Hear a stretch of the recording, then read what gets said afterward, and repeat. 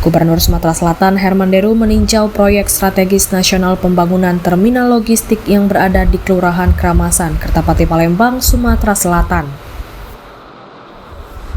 Dengan menggunakan kereta api dari terminal Kertapati Palembang, Gubernur Sumsel Herman Deru bertolak ke lokasi pembangunan terminal logistik yang ditarget rampung akhir tahun 2026 atau awal tahun 2027 mendatang dan sudah dapat dioperasionalkan.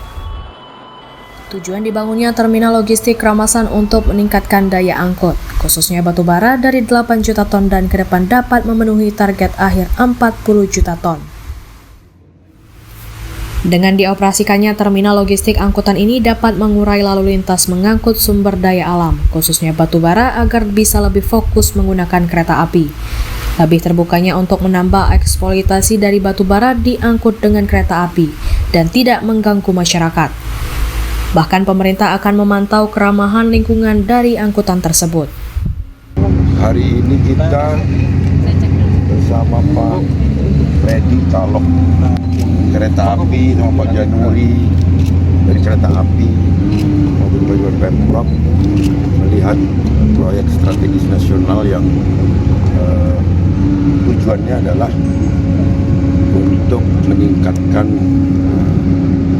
daya angkut khususnya batubara yang dari kapasitas 8 juta ton ya Pak, yang di sini setahun, yang PTBA yang di kereta api itu diharapkan nanti kalau total selesai bisa 28 juta, berarti target akhirnya itu 40 juta ton.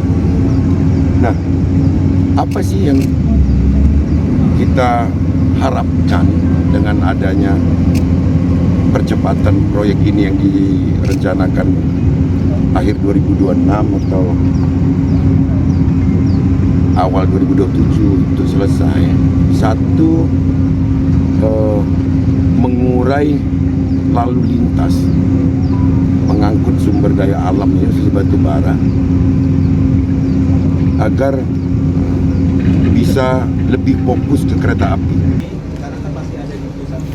Hal ini diharapkan tahun 2027 sudah clear hulu ke hilir. Semua angkutan batubara itu hanya alternatif dari tambang, diangkut dengan kereta api dan jalur air. Jadi seminimal mungkin menggunakan jalan raya. Dari Palembang, Muhammad Riza Fahlevi, iNews melaporkan.